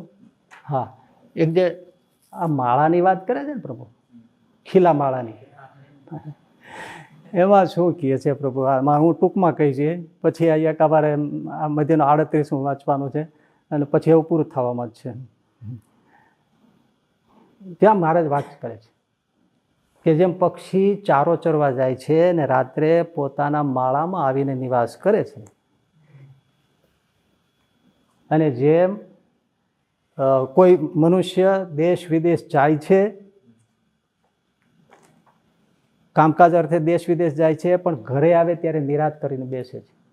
ત્રીજી વાત કરી કે જેમ ધણિયાતું ઢોર હોય તે ચારો ચરીને સાંજે પછી ઘરે ખીલે આવે છે, પોતાને ખીલે. એમ સંતોને મહારાજે પૂછ્યું કે તમે આ કથા કીર્તન આદિ ચારો ચરીને પછી માળે આવો છો મૂર્તિને, કે જ્યાં ત્યાં જઈને વિરામ કરો છો? પછી તમે ખીલે આવો છો કે જ્યાં ત્યાં બેસીને વિરામ કરો છો? ત્યારે સંતોએ કહ્યું, મહારાજ અમે કથા કીર્તન આદિકના વ્યસની પણ થયા છીએ અને મૂર્તિરૂપી માળો અને ખીલો મૂકીને પણ અમે બીજે ક્યાંય રહેતા પણ નથી. હવે આમાં એવું છે કે મૂર્તિ વગર ક્યાંય જોડાતા નથી એની વાત છે. આમાં પ્રવેશની વાત તો છે જ નહીં. તમે આમાં વ્યસની થયા છો કે નથી થયા? એક પ્રશ્ન. બીજું, તમે મૂર્તિરૂપી ખીલે માળે આવો છો? શબ્દ બધી ક્યાં વાપરે મહારાજ? કે બીજે વિરામ કરો છો. ત્યારે બાપાશ્રીવાળાને શું કહે છે કે આમાં ટીકામાં લખ્યું છે ઈશ્વરચંદ્રજી કે મૂર્તિમાં એટલે માળામાં પક્ષી આવ્યું એ અનાદિમુક્તની સ્થિતિ છે. અંદર બેઠું માળામાં એ અનાદિમુક્તનો નિર્દેશ કર્યો છે. અને ખીલે આવ્યો પશુ એ છૂટું છે ને દોડાથી બંધાયેલું છે, એ પરમ એકાંતિક છે, એની વાત કરી છે. હવે મહારાજ તો એમ કહે છે કે ભાઈ તમે મૂર્તિને જોડાવો છો. 22મું વચરામૃત જે કહ્યું એમાં શું કહ્યું? તેમાં મૂર્તિ ભગવાનને ભૂલીને ગાયું તે ન ગાયા જેવું છે. જગતમાં ઘણાય ગાય છે પણ ભગવાનની મૂર્તિને યાદ રાખો, સ્મૃતિ કરીને રાખો. એમ સંતોય પાછું કે અમે કે બીજે રહેતા નથી. અને વારે વારે એમ કહે છે કે બીજે વિરામ કરો છો. સરખા જ શબ્દો વાપરે છે. મતલબ કે તમે બીજે સ્નેહથી જોડાયેલા છો, બીજેને સંભાળતા દીરાજ કાઢો છો, કે પછી મૂર્તિને સંભાળો છો? મૂર્તિમાં તમારી વૃત્તિઓનો વિરામ. વિરામ શબ્દનો અર્થ છે વૃત્તિઓ વિરામ થાય, ત્યાં સ્થિર થઈ જાય. યોગીની વૃત્તિઓ ત્યાં લીન થાય ત્યારે સમાધિ થાય, વિરામ થાય. એટલે લોયાના 15મા વચનામૃતમાં શ્રી કૃષ્ણ ભગવાને ઉદ્ધવજી ભેળે કહી મોકલ્યું ગોપીઓને કે હું રહ્યો તો તમારી પાસે, પણ તમારી વૃત્તિઓના નિરોધને માટે હું દેખાતો નથી. વૃત્તિઓનો નિરોધ થાય છે, વૃત્તિઓ વિરામ પામે છે. કોઈ મુક્ત મૂર્તિની અંદર નથી પ્રવેશી જતો. આ જે માળા ખીલાની વાત કરી એ આટલું જ કે તમે બીજે પ્રસક્ત રીતે જોડાયેલા છો કે મારી મૂર્તિમાં જોડાયેલા છો? મૂર્તિ રૂપે ખીલે બંધાવ છો કે બીજે બંધાયા છો? વસ્તુ પદાર્થ લોક આ તે એમાં બંધાયા છો? ના મહારાજ, અમે ક્યાંય બંધાયા નથી, અમે તમારી મૂર્તિમાં બંધાણા છીએ. ના મહારાજ, અમે તમારી મૂર્તિમાં જ વૃત્તિઓ વિરામ થાય છે, ત્યાં જ અમને શાંત થાય છે, વૃત્તિઓ વિરામ થાય. હવે આવો અર્થ એમાં અનાદિમુક્ત અને પરમ એકાંતિકનો ક્યાં ભાવ? અને એક વસ્તુ એ છે, દ્રષ્ટાંતમાંથી સિદ્ધાંત બનાવવાનો કે સ્પષ્ટ વચનો કઈ એમાં સિદ્ધાંત બનાવવાનો? સ્પષ્ટ વચનોને કોણિયું મારીને કાઢી મૂકે છે. અને આ એક દ્રષ્ટાંત આપ્યું, એને સિદ્ધાંત રૂપે લઈ લીધો. અને એ તમે જુઓ, મને જવાબ આપો. પક્ષી ઓલા તો એમ જ કહે છે મૂર્તિમાંથી નીકળતા જ નથી. પક્ષી માળામાં એમ જ રહે છે તો મરી ગયું કહેવાય. આવે જાય છે, આવે વિરામ કરે, વળી જાય, વળી આવે, ચારો ચરી આવે, વળી આવે. તો આ કે નહીં, એ તો ખંડ જ રહે છે. તો ક્યાં ફીટ આવ્યું? હે, પશુ ખીલે બંધાય છે પાછું જાય છે, ખીલે બંધાય છે પાછું જાય છે. હવનું એવું છે ને ભાઈ. આપણે ભક્તો હોય, બધા હોય, કરે, પણ વૃત્તિ તો જેમ ગાય ચરવા ગઈ હોય પણ વાછડું ઘેરે હોય તો વૃત્તિથી ત્યાં જ છે, ખીલે જ છે. પક્ષી ચરવા ગયું હોય પણ માળામાં બચ્ચા હોય તો એની વૃત્તિ ત્યાં જ છે. એ કેવલ્ય મુક્તો છે, સિદ્ધ દશાવાળા છે. ગમે તે કરે, અંદર બહાર એની વૃત્તિઓ મૂર્તિમાં, શ્રીજી મહારાજમાં, ભગવાનના સ્વરૂપમાં, મૂર્તિમાં જોડાયેલી જ રહે છે. એ ક્રિયા કરે તોય ભલે, બેઠો હોય તોય ભલે, સૂતો હોય તોય ભલે, એવી રીતે જોડાયેલો છે. માટે માળાનું ખીલાનું વાત કાંઈ આમાં ફિટ થતી નથી. છતાંય મને જો સમય મળશે તો હું આગળ સમજાવીશ. અત્યારે મારી પાસે સમય નથી. પણ હવે જે મધ્યનું 38મું જે છે આપણે સમજી લેવાનું છે. અને થોડુંક જ છે, તમને હું સમજાવી દઉં.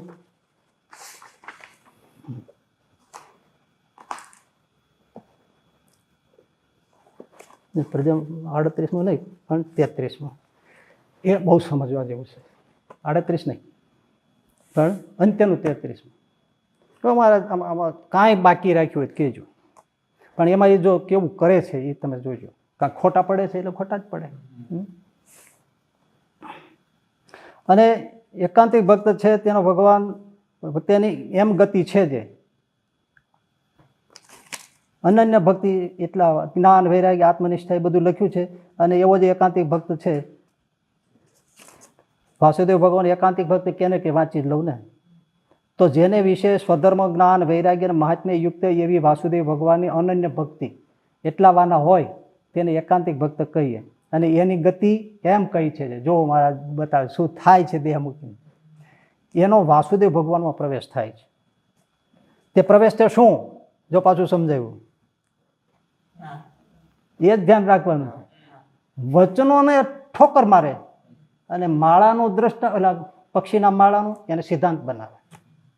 પ્રભુ આ તો અત્યંત ખોટું, કારણ કે દ્રષ્ટાંત તો અનેક રીતે વપરાય, જાત જાતનો ઉપયોગ થાય. એક દ્રષ્ટાંત એક માટે જ હોય એવું ન બને, પણ વચનો તો અનન્ય હોય છે. તો પ્રવેશો તો તેજના મંડળને વિશે દિવ્ય મૂર્તિ એવા જે વાસુદેવ ભગવાન તેને વિશે એ ભક્તને સ્નેહ હોય, તે સ્નેહ કરીને વાસુદેવ ભગવાનની મૂર્તિને વિશે એના મનનું નિરંતર અનુસંધાન રહે. આપણે જે વાત કરીએ વૃત્તિ રે, પક્ષી ચરવાઈ ગયો હોય પણ વૃત્તિ માળામાં બચ્ચામાં રે, ગાય ગઈ હોય પણ વાછડામાં વૃત્તિ રે. માં હોય અને નાનો દીકરો હોય ને પાણી ભરવા ક્યાંય બહાર ગયો ખેતરે ગઈ તો વૃત્તિ એના બાળકમાં રહે. તમારે ત્યાં હોય ત્યાં વરકન્યાની વાત કરી હતી, ગમે ત્યાં છેટા હોય તેની વૃત્તિ એકબીજામાં રહે. એમ પ્રેમે સહિત ભગવાનની મૂર્તિને વિશે એના મનનું નિરંતર અનુસંધાન રહે. પ્રવેશ સમજાવે ને આસક્ત થકો વર્તે, પ્રસાક્ત બંધાયેલો ને એવી રીતે રહ્યો. હવે સાચવાનું હોય, આસક્ત થકો વર્તે ને એવી રીતે રહ્યો થકો એ વાસુદેવ ભગવાનની સેવાને વિશે પણ બહાર થતી રહે. ક્યાંય અંદર આવી પ્રવેશવાની વાત આવી, હેતે કરીને બંધાઈ રહેવાની વાત આવી. આ મૂક્યા દેહ મૂક્યા પછીની વાત કરે છે. નિરંતર એને મૂર્તિનું અનુસંધાન રહે અને પાછો સેવામાં પણ વર્તે. પછી દ્રષ્ટાંત આપ્યું એ સમજવું. જેમ લક્ષ્મીજી છે તે વાસુદેવ ભગવાનના હૃદયને વિશે ચિહ્ન રૂપે સ્નેહના આધિક્યપણે કરીને રહ્યા છે ને બહાર થકી સ્ત્રી રૂપે કરીને સેવામાં પણ રહ્યા છે. સજ્જડ દ્રષ્ટાંત આપીને કરી દીધું. હું તમને એક સહજ પ્રશ્ન પૂછું કે મા દીકરાને હેત હોય, બાપ દીકરાને હેત હોય, મા દીકરીને હેત હોય, ઘણા વખતે મળ્યા હોય, હેત હોય તો થાય શું? એકબીજાને ચીપકી જાય. એ સ્નેહનું આધિક્ય. તો મુક્તાવસ્થામાં એને સ્નેહ એવો થાય એકદમ ચીપકી જાય, સૂક્ષ્મ થઈને અંશ રૂપે એના શ્રી વિગ્રહ ઉપર ચીપકી જાય. તોય પાછો બહાર તો રે જ છે મહારાજ કે એ કોનું લક્ષ્મીજીની વાત કરી, બાકી આને તો મનનું નિરંતર અનુસંધાન રહે ને સેવા કરે એટલો પ્રવેશ કરો મહારાજ.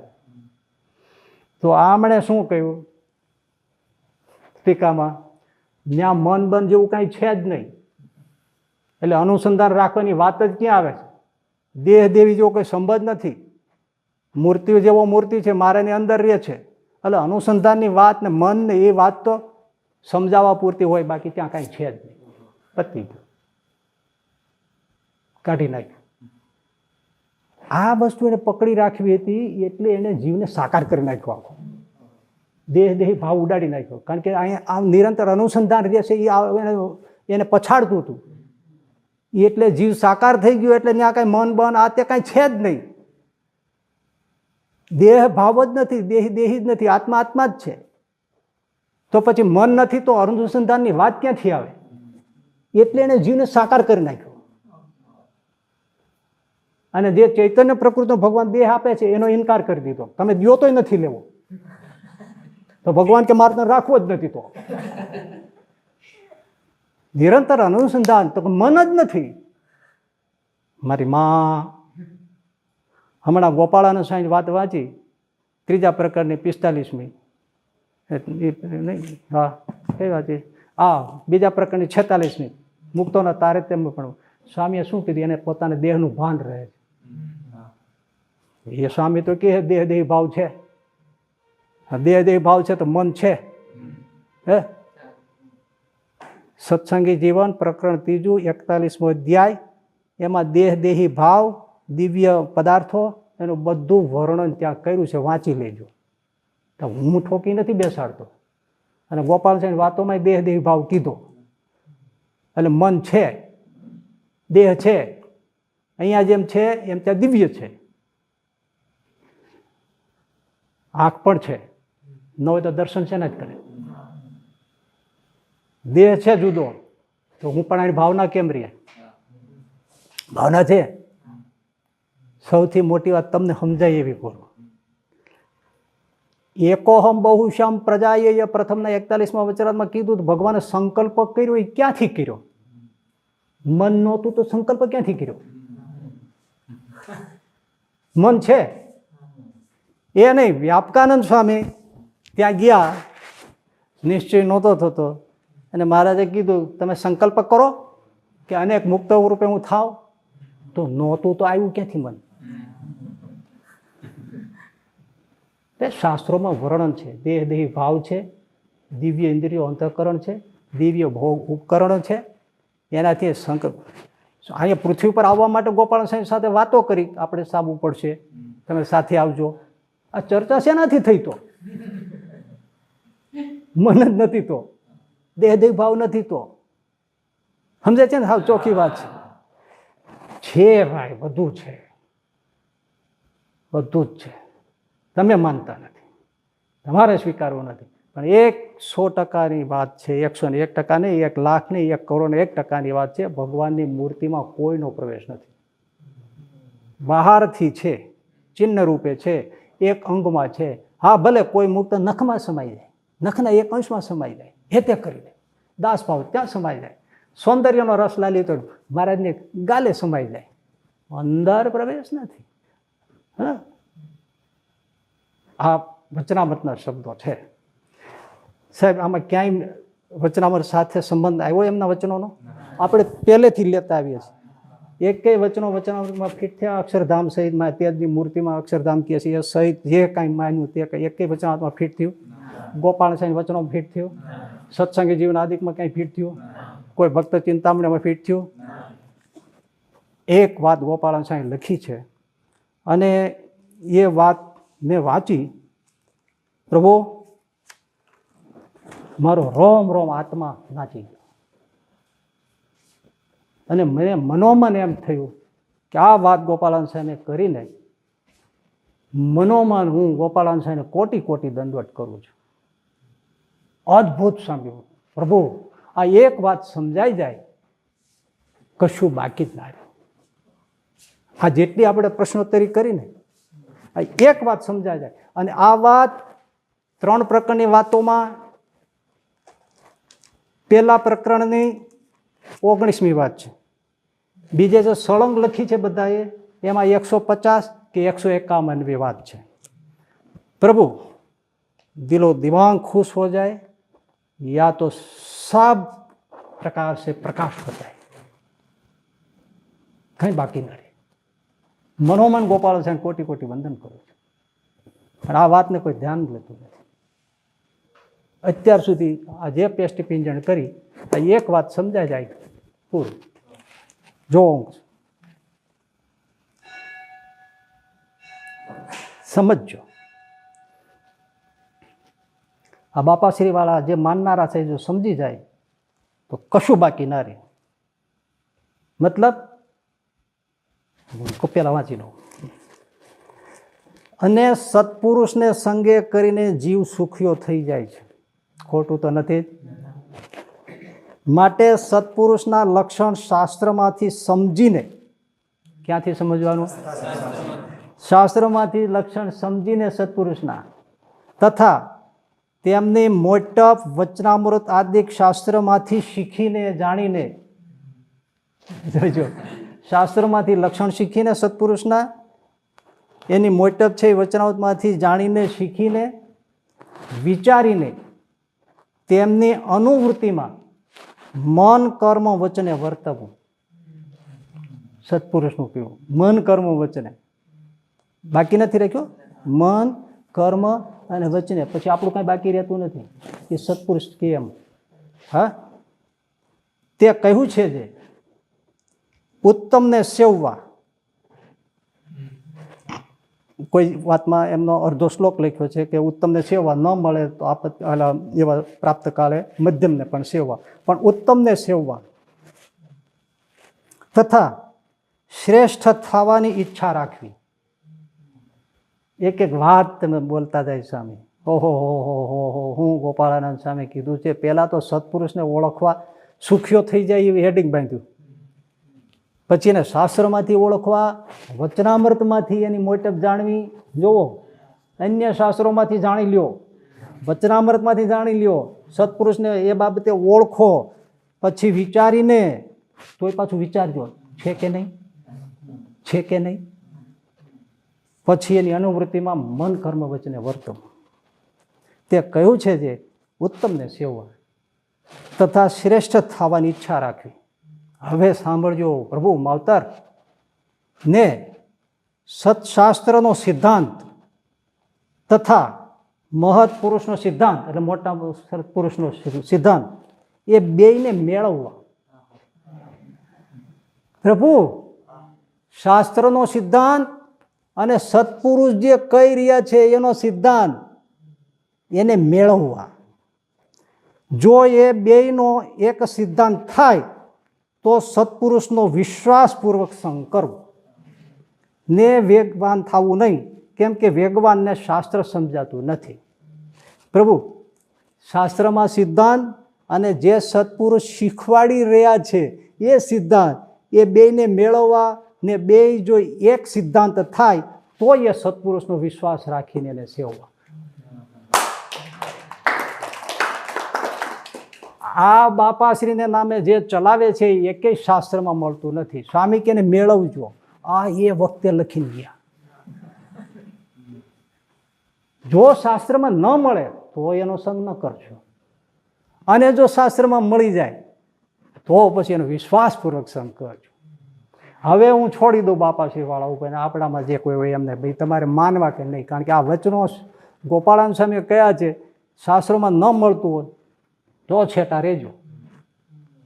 સમજાઈ ગયું?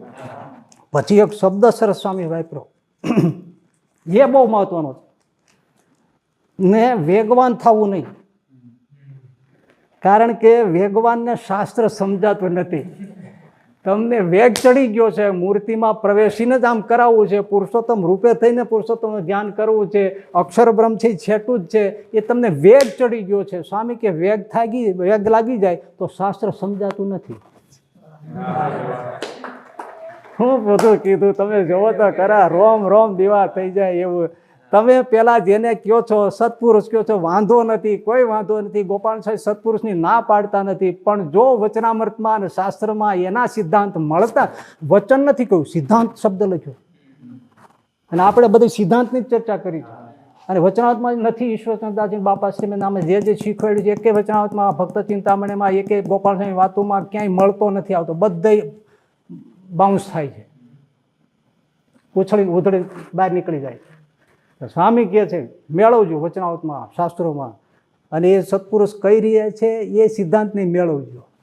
એ જો બે એક થાય તો એ સત્પુરુષનો વિશ્વાસ કરજો, નહીતર એનો સંગ કરતા નહીં. અને શબ્દ કીધો, વેગવાન થશો તો શાસ્ત્ર નહીં સમજાય. તમે પકડી લીધું કે મૂર્તિમાં પ્રવેશ કરાવવો છે તો પછી નહીં સમજાય. પતી ગયું સ્વામી. પ્રભુ મને તો આ વાત જાણીને એટલો થઈ ગયો ને એમ થાય કે કાંઈ બાકી રાખ્યું નહીં. મારે આમાં કાંઈ કહેવા જેવું જ કોઈને રહેવું નથી. આ સ્વામીની વાત એક તમે પકડી લ્યો એટલે તમને એમ થઈ જાય કે હવે તમે ભલે મોટા પુરુષની ના જ નથી પાડતા, પણ સ્વામીએ ના નથી પાડી, પણ સિદ્ધાંત ન મળતો તો ઊભા રહી જાય. દ્રોહ કોઈનો ન કરો, પણ એ એમની પોતાની વાત છે. અનેક પ્રકારના પુરુષો, સત્પુરુષો, મોટા પુરુષો પૃથ્વીમાં આવતા જ રહેવાના છે, અને સૌ પોતનો મતનો પ્રચાર કરવાના જ છે. પણ બાપની વાતને, શ્રીજી મહારાજની વાતને મળતો સિદ્ધાંત હોય, વચનામૃતમાં મળતો હોય, બીજા આપણા જે શાસ્ત્રો તેમાં મળતો હોય, અને તો જ એનો સંગ કરજો, ને તો છટા રહેજો.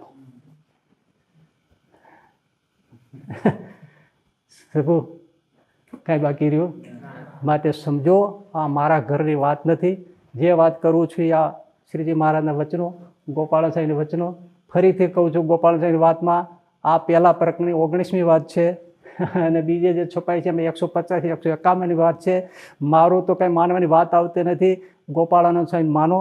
એમણે બહુ દીર્ઘ દ્રષ્ટિથી કીધું છે કે તમે જો શાસ્ત્રને નહીં પકડી રાખો, વચનામૃતને નહીં પકડી રાખો, એના સિદ્ધાંતને શ્રીજીને નહીં પકડી રાખો, આમની વાતો ઈશ્વરચંદ્રદાસજી સ્વામી અને બાપાશ્રી નામે જે ચાલે છે એ વાતો ભાગવતને મળતી નથી, ગીતાને મળતી નથી, રામાયણમાં મળતી નથી, કોઈ શાસ્ત્રોને મળતી નથી, યોગ સૂત્ર શાસ્ત્રની મળતી નથી, સાંખ્ય શાસ્ત્રની મળતી નથી. પ્રભુ આમ ન હોય. જ્યાં મળતો જ નથી કોઈ સિદ્ધાંત, તો એ સત્પુરુષ ગમે એવા મોટા હોય, સેવા કરો, પગે લાગો પણ ના પાડે. પણ ગોપાળાનંદ સ્વામી કે સંગ ન કરશો, ઉત્તમનો સંગ કરજો, ઊભા રહી જજો અને વેગવાન થતા નહીં. વેગવાન થશો જ શાસ્ત્ર નહીં સમજાય. અને આ તો વેગવાન જ ક્યાંય પણ મૂર્તિમાં એટલે તરકે અંદર ગરી ગયા, કાંઈ પણ લીન શબ્દ આવે તો કે અંદર વૈયા ગયા, એ વેગવાન થયા કહેવાય. એને ન સમજાય પછી શાસ્ત્ર ના. પ્રભુ આપણે તો બાપને જ પહેલાં રાખવા પડે, એના વચનો. એટલે જો અત્યારે મેં તમને પહેલાં કીધું હતું ને, એટલે ગોપાલ સાંઈને હરસડી દીધા, અબજી બાપાને મૂકી દીધા. અમારે અબજી બાપા કે એ જ કરવાનું છે, ગોપાલ સાંઈ કેવું ન કેવું અમારે કંઈ ગણતરી નથી. શું કરવું આનું? તો એ તો પછી કલ્પિત જ છે, કલ્પિત છે. હું તો આપણા સંપ્રદાયમાં જે મૂળ સંપ્રદાયમાં જે સંતો ભક્તો છે અને જે આવી રીતના શબ્દોમાં આવી જાય છે અને બહુ ઊંચી વાતો માનીને આજે કરે છે, પ્રભુ આપણે શ્રીજી મહારાજનું બગાડીએ છીએ, એનું કરેલું બગાડીએ છીએ. આપણે ગોપાળાનંદ સ્વામી, નિત્યાનંદ સ્વામી, શુકાનંદ સ્વામી એમણે જે દાખલો કર્યો ને એને આપણે ટાળીએ છીએ. મહિમાનો ઓથમાં આવું ન થાય, અથવા તો આપણને ખબર ન પડે તો હવે તો આપણને સમજવું જોઈએ કે આ બધું જુદું છે. મારી વિનંતી છે દુઃખ સાથેની, બાપાશ્રીના નામે થયેલી આ પ્રદીપિકા, એ પ્રતને પગે લાગીને એક બાજુ મૂકી દેવી. વડતાલ માન્ય, અમદાવાદ માન્ય પ્રતને વાંચવી. અને બાપાશ્રીના નામે પછી શિક્ષાપત્રી ઉપર લખાયેલું હોય, એમને માનનારા એક બીજા ગ્રંથો જે તે ઉપર લખ્યું હોય, તાણી તાણીને આ જ જ્ઞાન નાખવાના છે. મેં જોયું છે બધાને, હું નામ દેતો નથી. હું બધાને મોટા જ માનું છું, સત્પુરુષ જ માનું છું. હા, એ જેટલા સત્પુરુષોને નામથી જાણે છે એટલા બધા જ સત્પુરુષોને હું જાણું છું કે કોણ કોણ ઈશ્વરદાસજી સ્વામી સાથે હતા, અબજી બાપા સાથે કોણ કોણ હતા, એ બધાને હું જાણું છું. ગ્રહસ્થોમાં નામ પણ જાણું છું, સાધુમાં પણ નામ જાણું છું.